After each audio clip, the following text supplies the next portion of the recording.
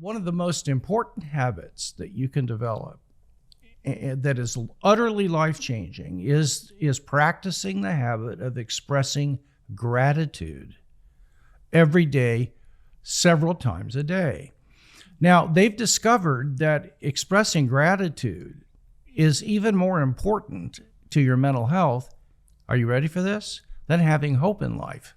Mm-hmm. Now, that's pretty strong, because to have hope in life, to me, is at the top. And if it's second, it's still pretty high up there.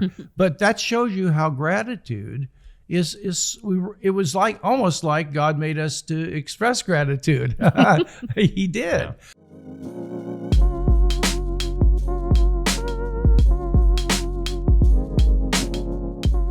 Well, we have a couple of special episodes here of the Maven Parent Podcast. We have a special guest, and as you know, for those of you who listen, we don't have guests on very often. They have to be really special guests to make it onto our podcast.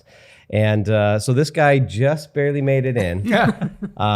His name is JP Moreland, and JP is a world-renowned philosopher. He's got all kinds of letters behind his name, all that stuff, but I have a personal connection to JP. When I was a college student, going to a community college here in Southern California, I had a philosophy professor, David Lane, who basically dismantled my faith. That's in Philosophy 101. And there was a Christian guy who knew some apologetics, and he gave me a book, and he said, "Here, you need this book," because I was in the midst of just intellectual doubt. And he gave me a book entitled Scaling the Secular City by JP Moreland. That was really, I think, my first apologetics book ever, except I think I had read More Than a Carpenter. I think that was the first one I had, but nothing with this kind of depth. And I started reading Scaling the Secular City, and I realized I couldn't understand most of it at that point, but I thought, oh my gosh, we have some answers, and there are really smart Christians out there. And then I ended up at Biola University, and I think it was maybe my second semester as an undergrad. I took apologetics with JP, and just kind of JP mentored me from afar. It had a huge impact on my Christian walk. And then I got to go and study under JP, doing the MA in philosophy of religion and ethics at Talbot School of Theology. So we got a close connection. This guy's been influencing me for, 30 years or so. Oh my, that's incredible. Yeah, well, that speaks to how old all of us are here. But anyway, so gonna make an old joke about you. So we one other thing you got to know about JP, he's also a Kansas City Chiefs fan. Please do not hold that against him. Oh boy. But a tough loss. It was tough. It was really hard, but you can't be in first all the time. But I got to tell you, I still haven't recovered.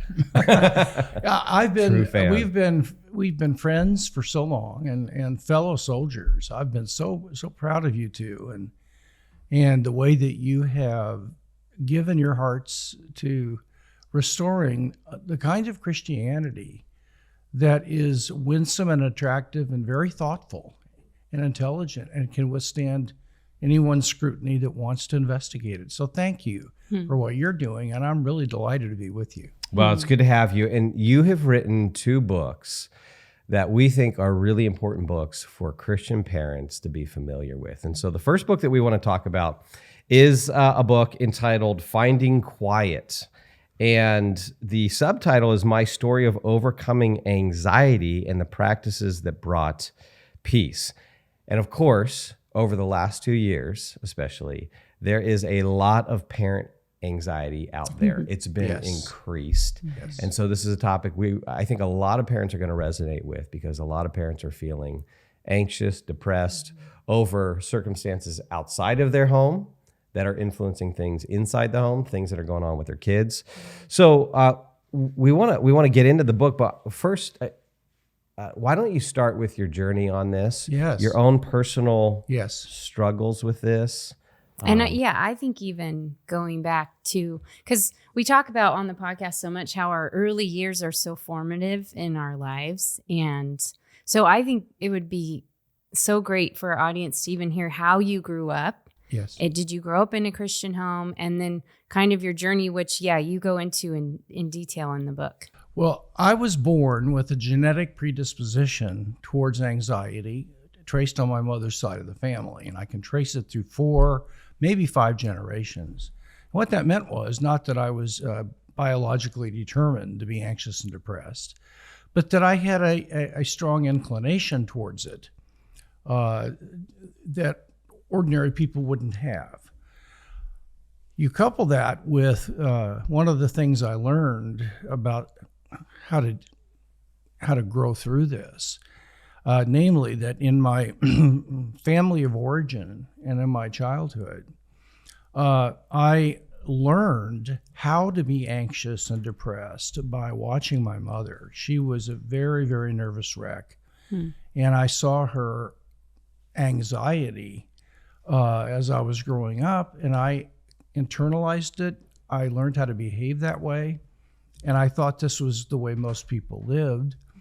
So my childhood, up even through high school, was an important thing to me in learning how to see the world as a very fearful place.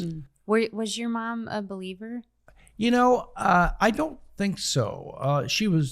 We attended a liberal Methodist church, but no one knew it was liberal. We were in a small town outside of Kansas City. And so nobody really knew enough to know it was liberal. Even the pastor, I don't think, knew it. But so I came to Christ in my junior in college through Campus Crusader crew. And then I led my mom to Christ, and she grew like a weed from that point on. Wow.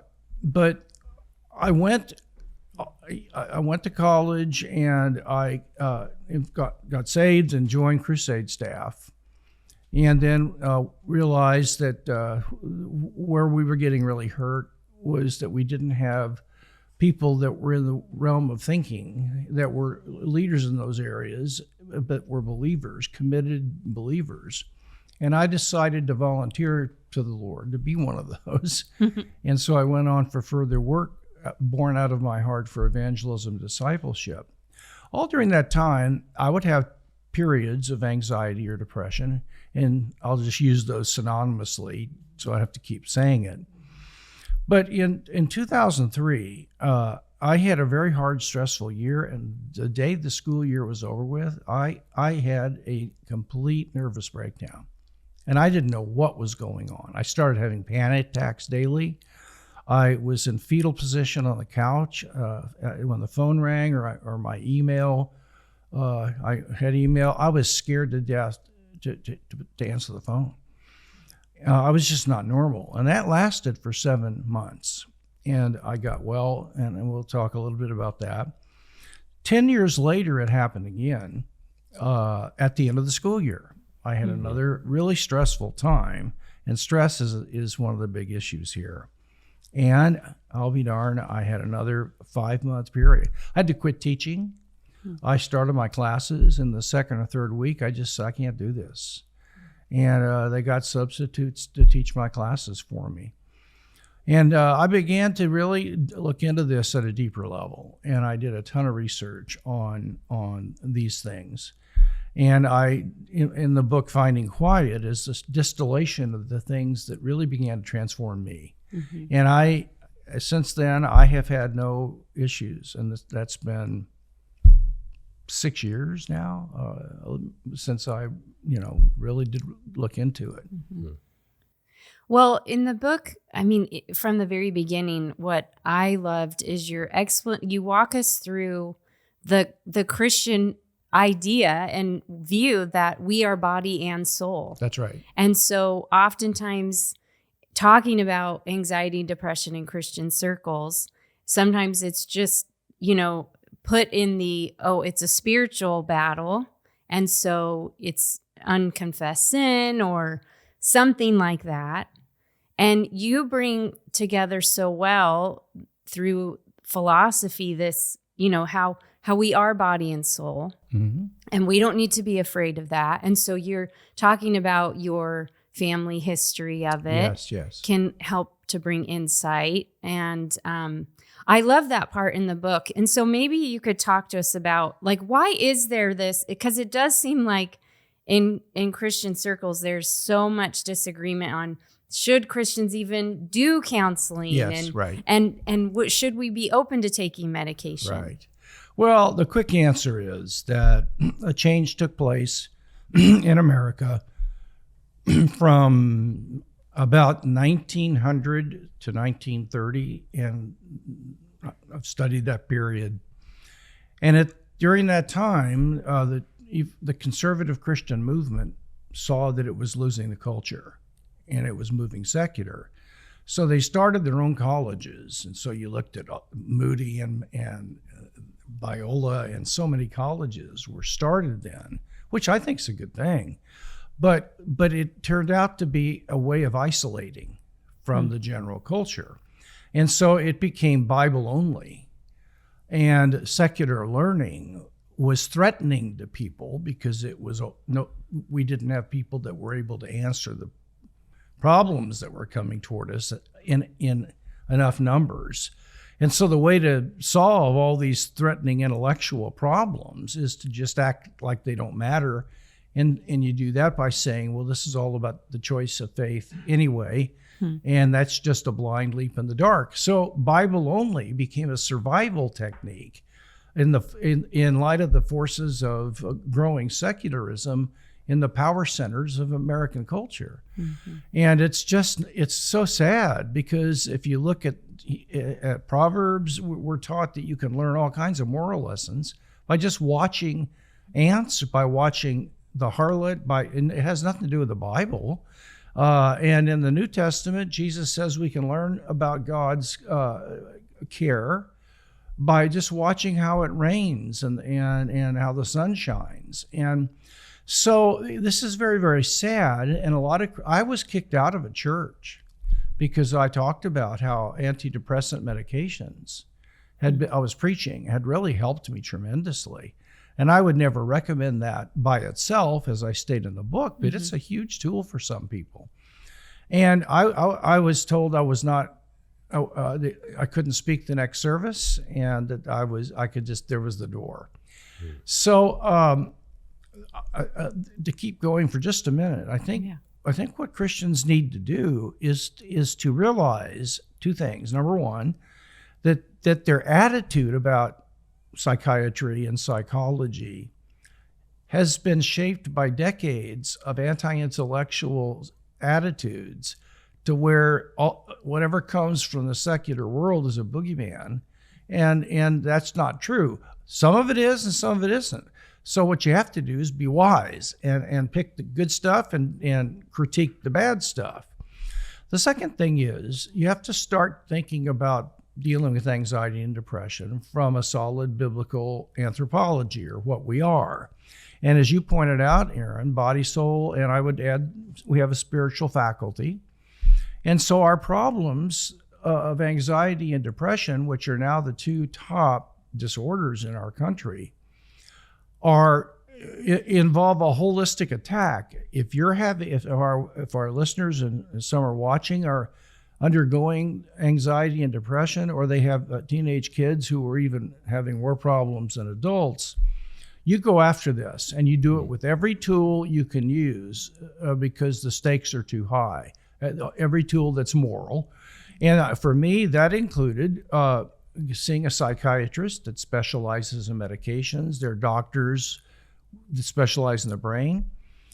And also learning some new things to do in my walk with Jesus, and getting in some really good Christian therapy for a good while. And it was that combination of the emotional, psychological, the spiritual, and things that involve my brain chemistry that ended up getting me to where I am today. And I'm doing very, very well, and have for a long time. So please, parents or listeners, viewers, if you have a problem with counseling or antidepressant drugs, read the chapter on that and give me a fair hearing. You may not agree with me at the end of the day. All I ask for is you give me a chance to make my case. Because if you're wrong, then what you're doing is you're denying yourself and your family something that could really, really help them. And that would be very sad. Yeah. And what you're modeling, JP, is really what we want to continue to do on this podcast is, first, before we start thinking about the what to do's and the practical steps, we need some good Christian reflection on these issues. And so we always talk about a theology of like discipline, a theology of food on some of our podcast episodes. And crucial. With this issue, it's absolutely vital that we look at a theology of human persons. And okay, what is a human being? And if we're both body and soul, what are the different components? You talk about the different faculties, and that discussion is so important early on in the book to lay that foundation. Yes. And for a parent who is trying to raise and disciple a kid, having a theology of human persons is so vital. So you know what how best to help our kids through these things. Oh, we are largely at the mercy of our ideas. And what we think and believe shapes, to a large degree, how we're going to approach life. Mm-hmm. So you're so right, because if you just are interested in practical application, you might be applying things that you haven't thought carefully about, and it could do more damage than good. Yep. Now, you don't have to be a scholar. Nobody's saying that. But you should expose yourself to programs like this and writings and other things that could help you get a little bit of a handle on this. And I'm claiming that once you do in this area, then you see that this is a holistic problem, and it needs to be attacked with a holistic strategy. Yeah, and you talk about extra biblical knowledge. And of course, our view, the view we share, is that Scripture is the authoritative source of knowledge. So it's not setting aside of Scripture. Oh, no. Everything's measured in light of Scripture, but Scripture doesn't give us the knowledge of all of reality. And so we have these other sources that can give us knowledge, like psychology, psychiatry. And so I think that is an important starting point for a lot of parents who may have some objections that they've been maybe, kind of just, I guess, absorbed maybe from their church or been passed on from their church. So you talk about your own struggle with anxiety, and I actually think that introduction alone is very helpful, because you're so honest about the debilitating anxiety that you experienced. And I think, of course, as a Christian leader, a Christian thinker, people put you up on a pedestal. And I think it's just good to see you're a regular dude, and that you struggle with these things too. But then as I read through it again in prep for this, I thought you end with your journey of writing the book and the practices that you've experienced. Yes. And then how you have evidence over the last few years. Oh, I do. That this has been successful. This has been very helpful. The Lord has used this. So, yeah. So give us a little bit of that picture after those two experiences, because I think it really gives people hope. Like this could be. That's what I want to do. And by the way, the reason I was open about my own experiences, I'm not embarrassed about this. If we all realize we're fallen and broken, why in the world would we be embarrassed to say, hey, guess what? I'm broken. Yeah. I mean, and part of loving each other is sharing our hurts and helping each other out. So this was not like you had to be a rocket scientist to figure that out. The main thing I learned in my investigation of what do you do with anxiety, that is even in the Apostle Paul, but he was way ahead of the time. But it's this. For the most part, not entirely, but for the most part, anxiety is a learned habit that can be unlearned with the proper practices. And so the key here is habit formation. For example, we have habits of self-talk, and we talk about ourselves to ourselves. And we formed habits of seeing ourselves, and we engage in distortions like, oh man, I was such a fool in the meeting the other day. All the people at work think I'm just crazy. I'm really an embarrassing person. Or I'm, deep down, I know I'm kind of stupid. I shouldn't have said something the other day. Where in reality, nobody cared at all. Or you emotionally read somebody's body language and you interpret it like they're already mad at you before you started sharing. The one I'm good at is that I spent most of my life what's called catastrophizing. I would be saying, well, what if this happens? Oh, no. If that happened, it would be really bad. So I wasted all my energy preparing for what I would do if that happened so I'd protect myself. But then there would be another what if, and this is a whack-a-mole, and you spend all your time and energy in the future, and you miss living in the present. But I could not just choose to stop doing that. Why?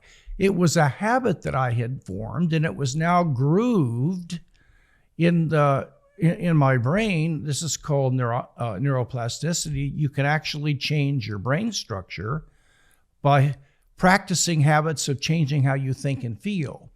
And so by training myself, when I started going that way, to spot it and to say, wait a minute, no, this is not true. And first I didn't really believe it, but whenever you're learning to do something new, whether it's learn a language or play golf or whatever, you're lousy at it when you first learn.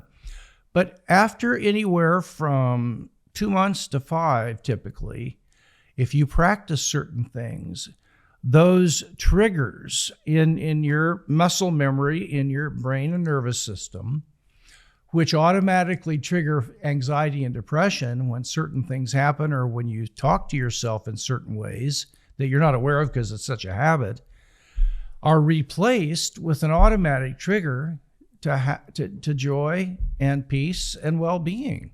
And your character is the sum total of your habits.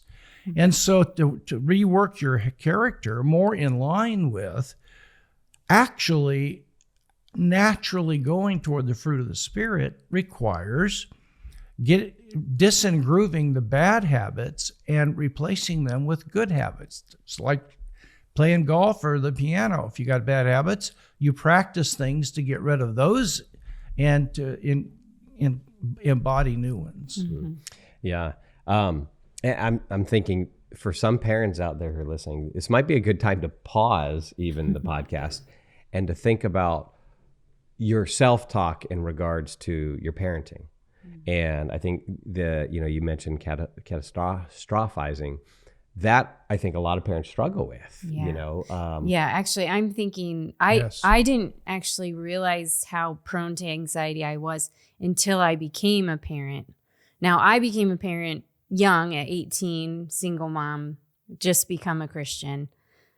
But as we've had, 5 kids, I married Brett, all that, anxiety, I feel like in my own life comes up the most when it comes to my thoughts with my kids and then my relationship to them, how good of a mom I am. And then when I see things in my kids, that will trigger that self-talk that you're saying, that it's some insufficiency in myself. Yes. And I as I've worked with young moms in particular over the past, I don't even know how many years, in the culture too, I think as like Google, and you can Google anything, for example. So I'm seeing in these young parents, the more information that comes, it almost just heightens this anxiety that as parents, we can have that something bad's going to happen. Yes. And it changes that we'll Google something and then it's not even just the self-talk anymore. It's like, oh, your kid has a cough. Well, it could be this terrible disease. And now everything is now a threat to the safety of your child. So I think in particular with parents and thinking of their kids, which is why reading your book and hearing you talk about it does actually, it gave me hope that because you couch it in habits, and habits are doable things. They are. Because anxiety can seem like a mountain that we'll just never overcome. But when you talk about daily habits, and we've talked about on the podcast, that is something we can do with our kids. Yes. We can help form them in these daily habits. Right. So, Well, yeah, go ahead. Well, you're so spot on this, because there are some things that it's legitimate to be fearful of. If there was a lion or a burglar in the house, you ought to be afraid. And there's no doubt that raising parents in this culture that has gone mad is something that is fearful. So there's a legitimate recognition of threat. But when it becomes an obsession and it becomes inwoven into the way you instinctively see the world, then know it or not, it is actually just weakening your ability to be present to your kids, and they're picking up your stuff without you knowing they're doing so. And so we have to distinguish between becoming obsessive and having this become an habitual way of feeling and seeing versus a legitimate thing. Oh no, there's problems out there. I need to find some way to do something about it. And so I'll give you an example of a habit. One of the most important habits that you can develop that is utterly life-changing is practicing the habit of expressing gratitude every day, several times a day. Now, they've discovered that expressing gratitude is even more important to your mental health, are you ready for this, than having hope in life. Now that's pretty strong, because to have hope in life to me is at the top, and if it's second, it's still pretty high up there. But that shows you how gratitude it was like almost like God made us to express gratitude. He did. Yeah. So when you get up, you want to try to learn how to move from half empty to half full, so that you automatically you don't get up in the morning and say, "Oh, geez, another day. I know this is going to be bad, and I don't think I got it. I don't like my job," and you focus on all the negative stuff. Where Paul said, it's not like you ignore that, but you dwell constantly on the things that are good and true and beautiful and wonderful in your life. Well, one way to do that is to start your morning by taking 5 or 6 things that you're really grateful for. They could be spiritual things. They could be mundane, like I look forward to my coffee. It's just a big, important thing to me. And I tell the Lord in the morning, Lord, I really am thankful that coffee is a part of your creation, and I enjoy it. I can hear it perking. And man, I can't wait to take that first sip. Thank you. This is a great thing that I get to do every day. And so it can be trivial, but it has to be something that you are genuinely grateful for. Now, when you start practicing gratitude, and when your mind is going negative, you need to stop it, and you need to start expressing positive gratitude for the things that are positive instead of just noting the negative. When you start doing this, you may be giving gratitude for things you don't really mean, you don't really feel. And you say, I'm really a hypocrite here because I really feel negative. I don't feel grateful. Well, you're not a hypocrite, even if you don't want to express gratitude, if you want to. If you want to get to the place where you really do feel grateful, you got to start somewhere. And so if you start expressing gratitude, even if you don't feel it or really mean it at that moment, but you want to get to where it really is something you mean with all your heart, then start knowing that you're doing this to get to a good place, and you're not trying to be a hypocrite and make people think you're this great Christian. So don't wait until you're already, a spiritual giant before you do this. Start where you're at and express and notice positive things, even if you're just doing it kind of rotely as a practice, and it'll change your character. Yeah, I love that encouragement, because that is such a practical thing that we can control in our own lives. It doesn't depend on anyone else. It doesn't depend on our kids or our spouse, how our marriage is going, how our job is going.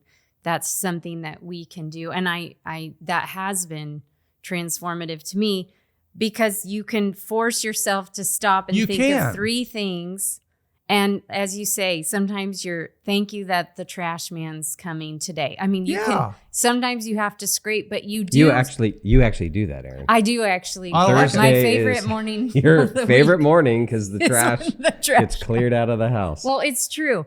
And because we have so many kids, so when they take the trash, I wave, I blow kisses. I love the trash man. But it starts with small things, but then what I've noticed in my own life is now I see much bigger things. Oh, yeah. And then it does train your heart. Where the self-talk one has been just honestly been harder for me to do by myself. I need the help of a counselor that's saying, now listen how you just talked that. Or Brett will all the time say, well, why are you feeling upset about it? And then as I'm talking out loud, and then he'll say, do you see how you just you just blamed yourself for all, but the gratitude one is so powerful and it's so simple that sometimes we just dismiss it. Well, it's biblical. Yes. So those who are wanting the biblical framework, I mean, this is Philippians chapter 4, do not be anxious about anything,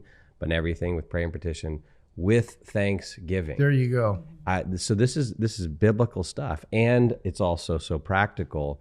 And so I just want parents thinking about, okay, this is one step that I could implement tomorrow with my kids. And maybe, and this is why when we talk about technology, not having, the kids not having their phones in their beds or waking up in the first thing in the morning, like get that out of there. And the first thing in the morning, have a cup of coffee, have a glass of orange juice, sit down at the table as a family and just say, hey, let's start out this day with 3 things that we can be thankful for. Yeah. And that is a very practical step parents Well, can take. it is. And if you have a teenager or a middle schooler or so forth that is struggling with anxiety or depression, there may be a whole list of things that you could do, like there could be some medications that would be good and counseling. So this isn't the only thing you do. And in the book, I have but one thing you can do now is to say, Sarah, let's try an experiment. I'm going to do this with you because I think it could help me. So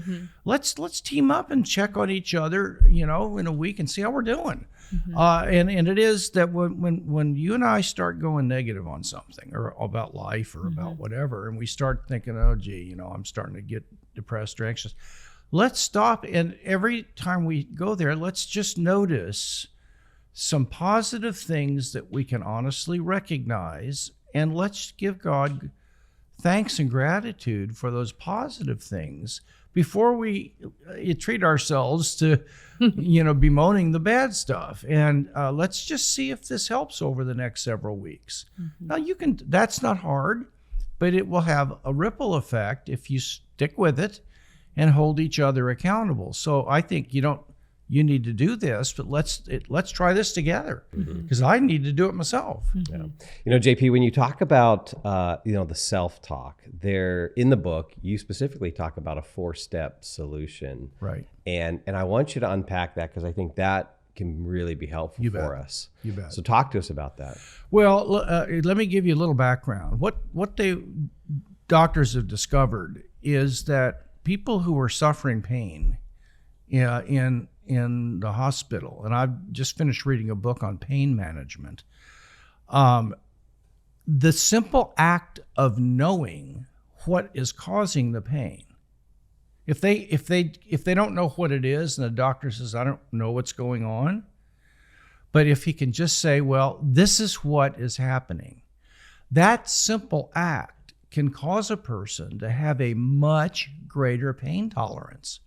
The pain is not as painful if they just have some sense of what's happening.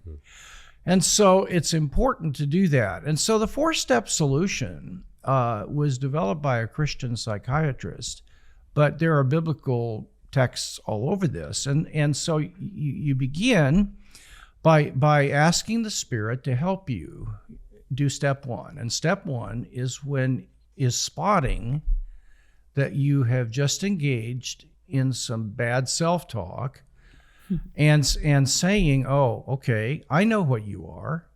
You're nothing but a bad habit. You have nothing to do with reality. I don't know that people are going to laugh at me tomorrow.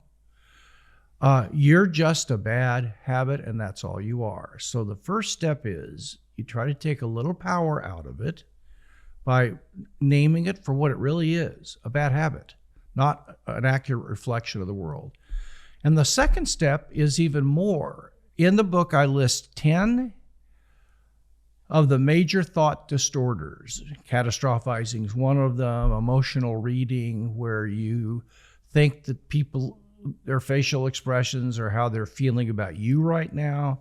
Another one is generalizing, when you do an excellent job on something, but there was one thing you didn't get right. You spend all your time thinking about what an idiot you are because you didn't do that one thing right, which is, if you think about it, it's crazy, but we all do these things. So you spot it and call it as just a brain habit. That's all it is.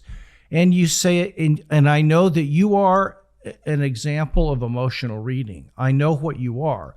Now, what that does habitually is it gets you distance from it. So you're not feeling threatened and being drugged down by the self-talk, but you kind of objectify it.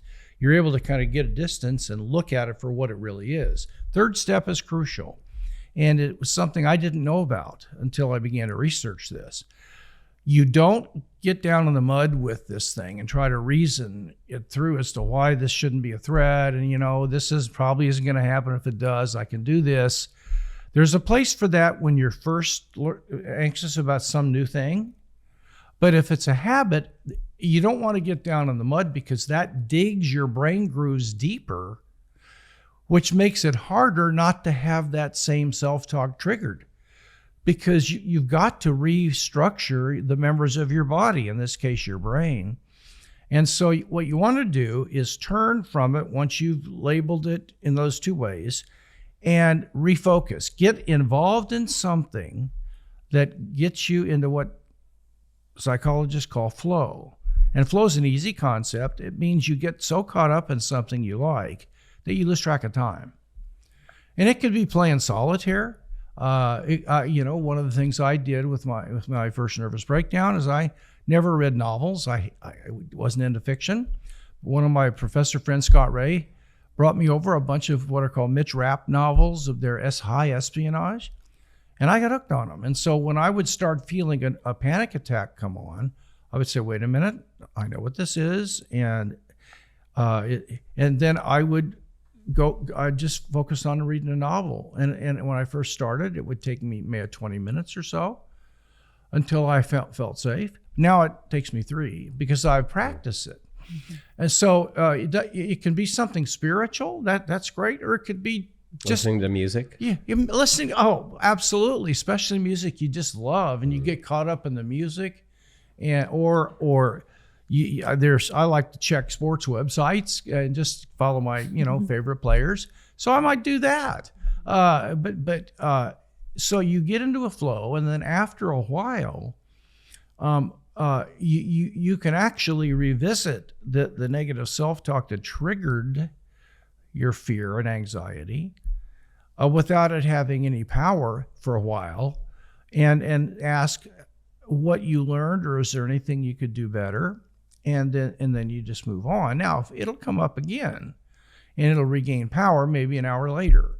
Well, but see, you have to just don't hang in there, because in 2 months or so, if you keep doing this, you'll get good at it. Mm-hmm. And after a while, like a baseball player doesn't have to think about how to hit a curveball. He just does it. You're having a positive attitude and not having negative self-talk just becomes a part of your habitual character. You don't have to choose to do it anymore. And this is where I think moms and dads can be such allies for each other in helping one another through this process, and having, that partner there to talk through it, to evaluate, to remind yourself. I think that what you said on that third step, where you're refocusing your attention, not dwelling on it, is something that just really right now, I think, really registered with me. Because sometimes when we talk about things, we'll want to approach it like, okay, let's talk about this. This is why these thoughts might be irrational, and kind of argue it out. But we're actually dwelling on it more, yes, and needing to change up some of those habits. Well, again, there's a place for that. Yeah. But usually that's kind of what they call cognitive behavioral therapy. And in the Bible, you know, we have all kinds of examples of not avoiding, but facing your fears and so on. So I say if there's one that's just a kind of a new one, then it's okay. Or if you feel a need to process to get a little bit more of a handle on it, go ahead. But if it starts becoming a preoccupation or a habit, and you're doing it every other day or every day or twice a day, then it's become counterproductive. And you got to stop at that point, and you've got to get focused on something else. Yeah. Well, thinking about the parents listening to, and especially the past 2 years with COVID and the lockdowns, and so many kids had so many things that they enjoyed shut down. And I'm just thinking about parents listening.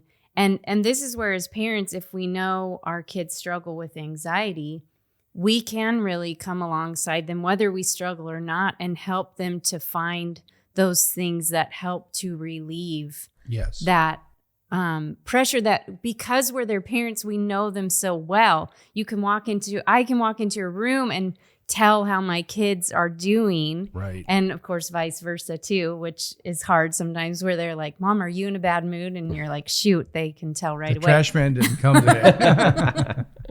So, and I'm thinking about one of our kids in particular who does struggle, especially with social anxiety, and how I saw right away with her how going outside lifted heaviness from her right away, and going on walks. And actually I noticed that in myself too. So I think we're quite similar that way. So just, it's non-negotiable now that when, she's starting to feel overwhelmed, we drop what we're doing and we go for a walk. And so this is what, as parents, because we know them so well and they're in our care, we can say, no, like I've noticed in you, 14-year-old, that when you're on your phone, it changes your mood. And so we're going to limit it. These are the things as parents that we can do. And I've noticed when COVID happened and they shut down even the walking trails around here, for me, that was just not negotiable. Right. We are human beings. We have to go outside. And I think one of the ways we survived really all our kids having so many things canceled was that we still went outside. Brett, of course, has taught all the kids to surf. So go surfing. But things like that we know, because we know our kids so well, help to alleviate anxiety. Well, and so many people will say, well, I wouldn't even think of that because that's not spiritual. I mean, give me a break. But, so what? It's not evil. And in fact, what you're doing is refocusing on something that's very simple to do. Surfing is a perfect example, but going for a walk. You discover that if you do that repeatedly, it helps. So I'm with you 100%. Which goes back to how I started with the part, just how you started in the book, laying this firm foundation as Christians that we are body and soul. This is not something we don't reject our bodies, ignore our bodies. We marry them and view them as married the way we are supposed to. And then so of course a walk would help, or of course listening to music would do something. Of course going surfing would be something uplifting to Yeah. Well, we were talking with JP Moreland about his book, Finding Quiet. And so my first recommendation to everyone who's listening right now is jump online and order the book. You can find it at any major book retailer. Get the book. We've just touched the surface on this, and there's so much in here that's really helpful, very thoughtful and practical. And I think parents will find this as a really good guide, and especially helping young people who are more and more experiencing depression at younger and younger ages. I mean, this used to be something where your first really wrestling with this was later on, and now it's 12, 13, 14. So a really good resource. And I want to close with this, JP, because this maybe gets us to step back a little bit and see even some of the bigger picture here. But in the book, you say, don't waste your suffering. And I love that. So unpack that for us. Well, one of the many beauties of Christianity is that suffering can be redeemed. And we're told that all things work together for good to those who love God. Now, we've heard that so many times, yada, yada, yada. But if you really think about it and look back over your life, the times that you've gone through difficulties, if you sought the Lord and sought to grow from it, then you will say to yourself, you know what? I would not want to go through that again, but I'm glad I did, because I have grown so much because of what happened. Mm-hmm. And so that means that we have hope that when we go through hard times, it can have a good result in the long run if we will not just drift and turn to addictive behavior, but will learn how to respond and do so appropriately. That's what the book is about in your show. So don't waste your suffering means if you're going to go through a hard time, do something so that you benefit from it in the long run. Don't turn to bad things and make it worse. Mm-hmm. And that's a great hope that we all have. Yeah. So parents can walk away from this episode hopefully encouraged as you are struggling through parenting, struggling through life. That is not unique to you. We all have our struggles. But there is biblical wisdom. There's a biblical view on these things that can really offer us a way forward, give us real help, and give us hope. Maven exists to help the next generation know truth, pursue goodness, and create beauty for the cause of Christ. To find out more, check out maventruth.com.